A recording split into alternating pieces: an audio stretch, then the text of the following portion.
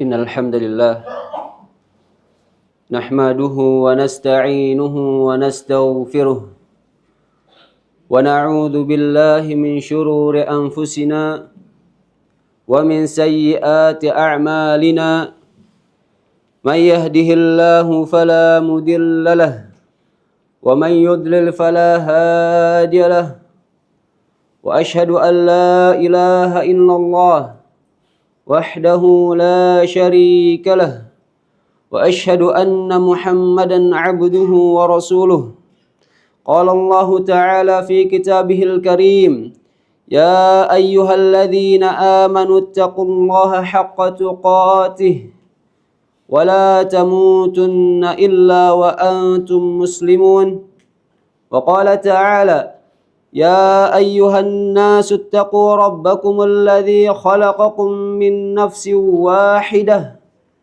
وخلق منها زوجها وبث منهما رجالا كثيرا ونساء واتقوا الله الذي تساءلون به والأرحام إن الله كان عليكم رقيبا وقال تعالى يا أيها الذين آمنوا اتقوا الله وقولوا قولا سديدا يصلح لكم أعمالكم ويغفر لكم ذنوبكم ومن يطع الله ورسوله فقد فاز فوزا عظيما أما بعد فإن أصدق الحديث كتاب الله وخير الهدي هدي نبينا محمد صلى الله عليه وسلم وشر الأمور محدثاتها فإن كل محدثة بدعة وكل بدعة ضلالة وكل ضلالة في النار. Tentunya pertama-tama kita panjatkan puji dan syukur kita atas kehadiran Allah Subhanahu wa taala yang telah melimpahkan nikmat demi nikmatnya tiada henti, tiada saat, tiada detik, siang maupun malam yang kita lalui, melainkan kita tenggelam di dalam nikmat Allah Subhanahu wa taala. Wa in ta'uddu ni'matallahi la tuhsuha. Andai kalian mencoba untuk menghitung-hitung nikmat Allah, pastilah kalian tidak akan mampu untuk menghitungnya. Wa ma bikum min ni'matin faminallah. Apapun nikmat yang sampai kepada kalian itu datangnya hanya dari Allah Subhanahu wa taala. Allah Ta'ala menganugerahkan kepada kita begitu banyak nikmat, begitu melimpah nikmat dari sejak kita dikeluarkan dari perut ibu sampai hembusan nafas detik kita di siang kali ini. Dan semua itu nikmat datangnya dari Allah Subhanahu wa taala. Huwallazi asbagha 'alaikum ni'amahu zahiratan wa batinah. Dialah Allah yang telah melimpahkan kepada kalian semua, kepada kita semua ini nikmat yang zahirah, nikmat yang nampak, yang tersadarkan oleh kita, yang terlihat oleh kita. Wa batinah, dan nikmatnya yang tidak nampak, yang batin. Ya. Maksudnya adalah nikmatnya yang tidak tersadarkan oleh kita. Ya. Berapa banyak nikmat di sana ya, yang hilang dari hadapan mata kita. Bahkan nafas, ya, hembusan nafas kita di siang kali ini ya, adalah nikmat terbesar yang Allah Subhanahu wa taala anugerahkan. Iri mereka, mayat-mayat roh-roh yang telah Allah Subhanahu wa taala cabut nikmatnya.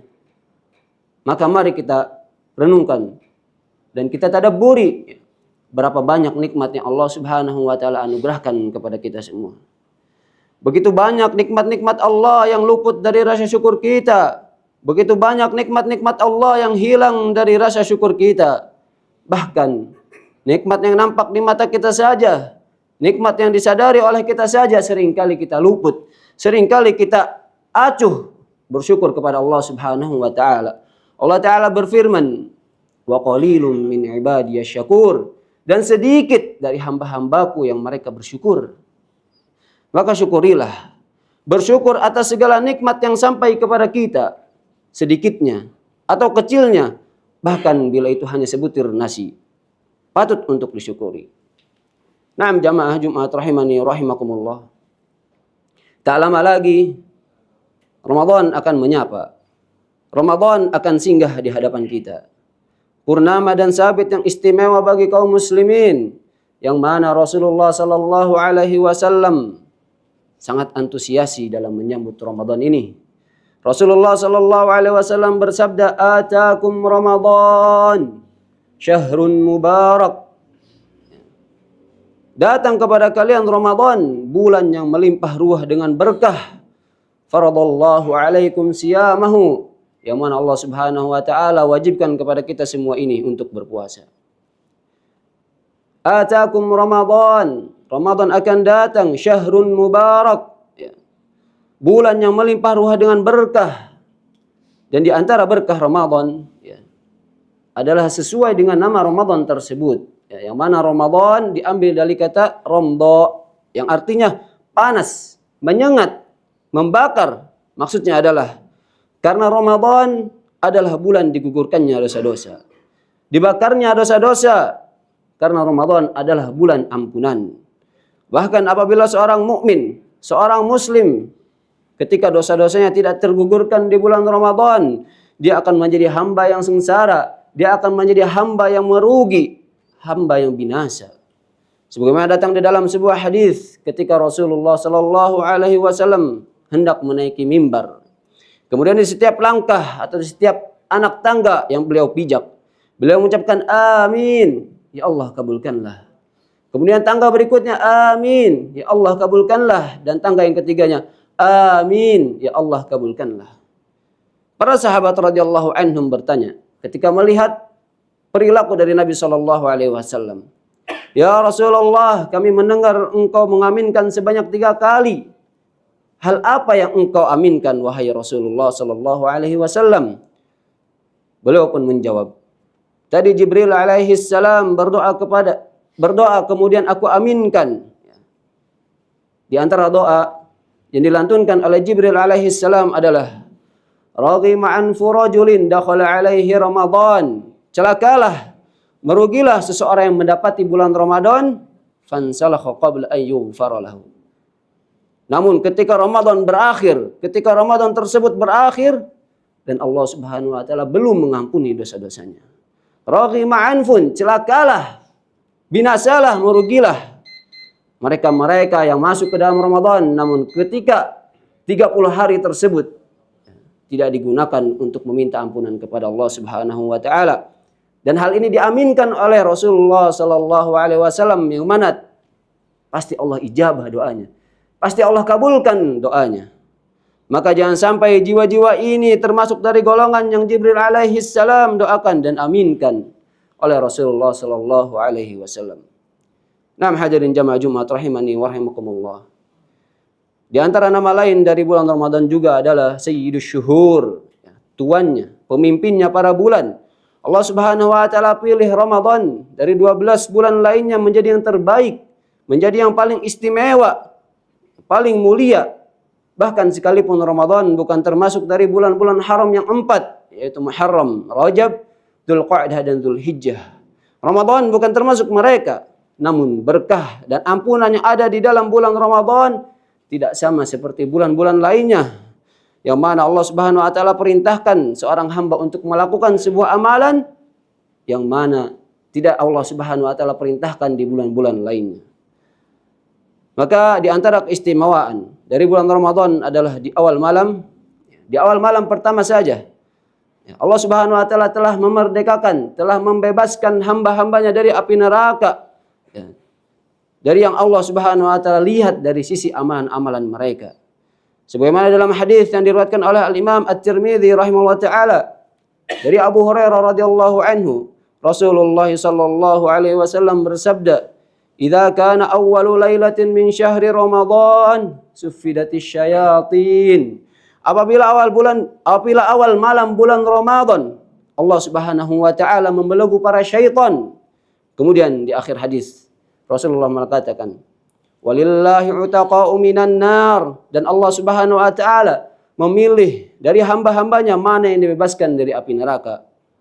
Wa dzalika kulla lailatin, dan hal itu terjadi di setiap malam bulan Ramadan. Allahu akbar.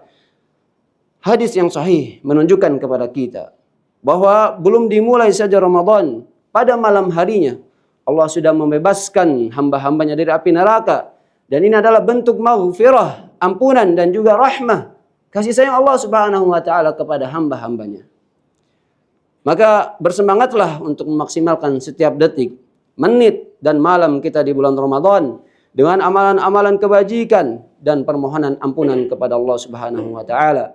Terlebih lagi, kita ini adalah makhluk yang disifati dengan perbuatan dosa, perbuatan maksiat. Tidak ada satupun di antara kita, tidak ada satupun manusia yang maksum, yang terbebas dari dosa, yang terbebas dari kesalahan. Tidak ada seorang pun yang menjamin dirinya bebas dari perbuatan maksiat kepada Allah Subhanahu wa taala. Sebagaimana yang ditegaskan oleh Allah Subhanahu wa taala di dalam hadis qudsi. Ya ibadi, innakum tukhti'una bil-laili wan-nahar wa ana aghfiru dzunuba jami'a. Wahai hamba-hambaku, sesungguhnya kalian melakukan perbuatan dosa di setiap malam dan siangnya, dan aku mengampuni dosa-dosa, dan aku mengampuni segala macam dosa. Fastaghfiruni aghfir lakum, maka memohon ampunlah kepadaku, niscaya aku akan mengampuni dosa-dosa kalian. Dan juga Rasulullah sallallahu alaihi wasallam menegaskan bahwa bahwa manusia ini adalah makhluk yang diliputi dengan kesalahan, diliputi dengan perbuatan dosa maksiat. Beliau bersabda, "Kullu bani Adam khata' wa khairu khata'in at-tawwabun." Setiap anak Adam itu pasti melakukan perbuatan dosa, maka sebaik-baik orang yang melakukan perbuatan dosa adalah mereka yang senantiasa bertaubat. Tidak ada yang maksum, semua pasti terjerumus ke dalam kemaksiatan. Semua terjerumus, sekecil apapun, seremeh apapun dosa tersebut, wajib bagi kita untuk memohon digugurkan dosa-dosanya.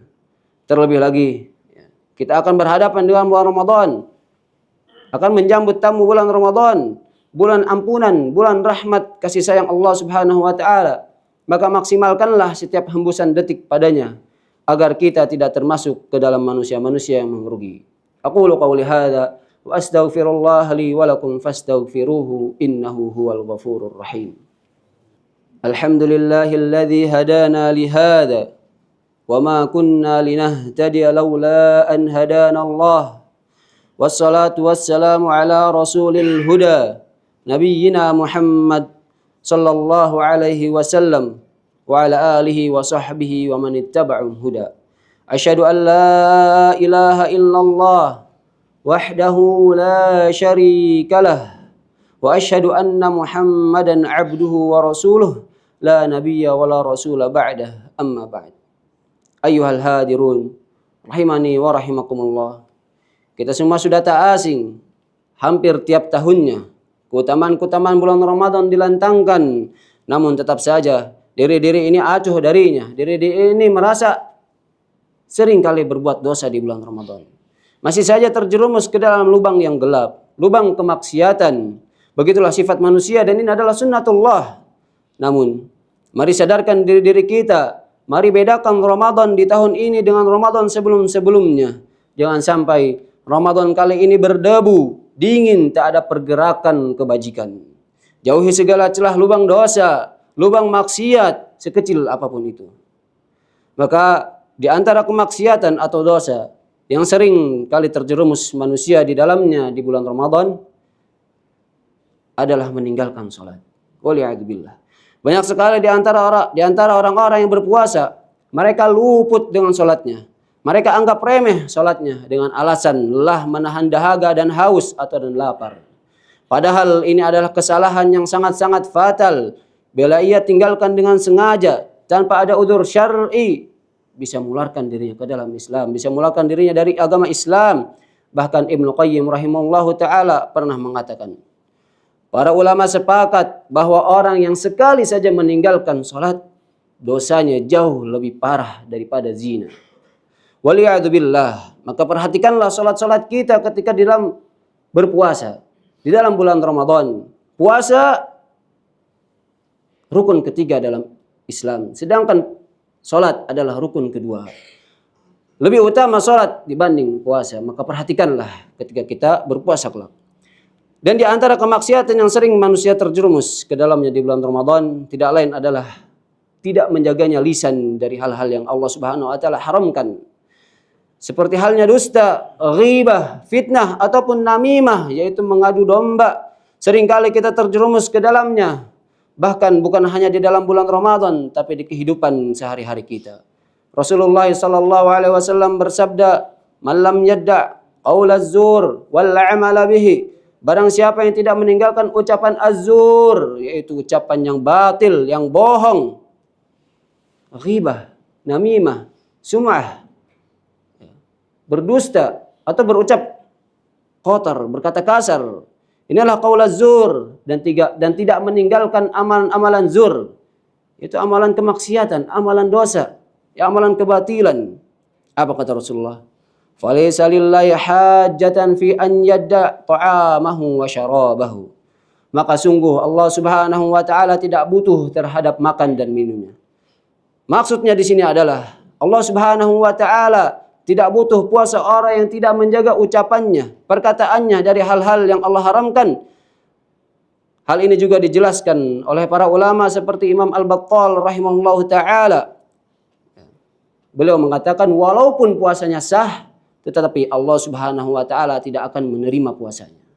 Secara fikih, secara fikih hukumnya sah, namun di sisi Allah, dengan berdalilkan hadis yang tadi, Allah Subhanahu wa taala tidak akan menerima orang yang berpuasa tetapi tidak dijaga mulutnya. Berkata kasar, berkata kotor, berdusta, ghibah. Kemudian juga Al-Imam Ibnul Jauzi juga pernah mengatakan, wala budda min mulazamatis samt 'alal kalamil fahishati wal ghibah. Orang yang berpuasa itu harus senantiasa diam dan selalu diam dari ucapan-ucapan keji, buruk dan juga ghibah. Fa innahu ma shama man dhalla ya'kulu luhuman nas, karena tidak bisa dikatakan puasa orang yang senantiasa memakan daging manusia. Apa maksudnya? Bagaimana bisa dia menahan dirinya dari makanan dan minuman? Sedangkan dia tidak bisa menahan dirinya dari memakan daging manusia, memakan daging saudaranya sendiri. Karena Allah Subhanahu wa taala menegaskan tentang perumpamaan ghibah dengan memakan bangkai daging manusia. Sebagaimana disebutkan di dalam surat Al-Hujurat, Allah Subhanahu wa taala berfirman, "Wala yaghtab ba'dukum ba'dha," dan janganlah kalian saling menggunjing satu sama lain. Ayuhibbu ahadukum ay ya'kula lahma akhihi maitan fakarihtumuh. Apa yang dimaksud dengan menggunjing satu sama lain? Kata Allah, adakah orang di antara kalian yang suka, rela memakan daging saudaranya yang sudah mati? Fakarihtumuh, maka sungguh kalian akan jijik dengan hal tersebut. Inilah yang dimaksud oleh Imam Ibnul Jauzi rahimahullah ta'ala.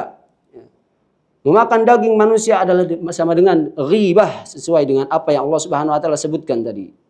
Semoga Allah Subhanahu wa taala jauhkan diri kita dari berbagai bentuk maksiat, kecilnya, remehnya, baik itu di bulan Ramadan ataupun di kehidupan sehari-hari kita.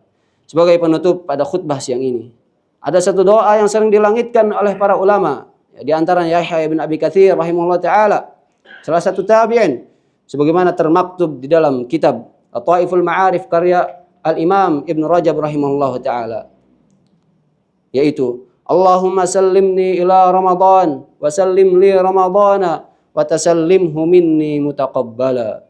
Ya Allah, antarkanlah aku menuju Ramadan dan antarkanlah Ramadan kepadaku dan terimalah amal-amalanku di bulan Ramadan. Semoga Allah Subhanahu wa taala berikan kecukupan usia dalam keadaan sehat jasmani dan rohani kala Ramadan singgah, dan semoga diri kita ini bisa memaksimalkan setiap hembusan detik di bulan Ramadan dengan amalan-amalan kebajikan, ikhlas karena Allah Subhanahu wa taala. Ayyuhal hadirun, innallaha wa malaikatahu yusalluna 'alan nabi. Ya ayyuhalladzina amanu sallu 'alaihi wa sallimu taslima. Allahumma ighfir lil muslimina wal muslimat al ahya'i minhum wal amwat. Rabbana la tuzigh qulubana ba'da idh hadaitana wa hab lana min ladunka rahmah innaka antal wahhab. Rabbana atina fid dunya hasanah wa fil akhirati hasanah wa qina adzaban nar. Wa akhiru da'wana anil hamdulillahi rabbil alamin. Aqimis shalah.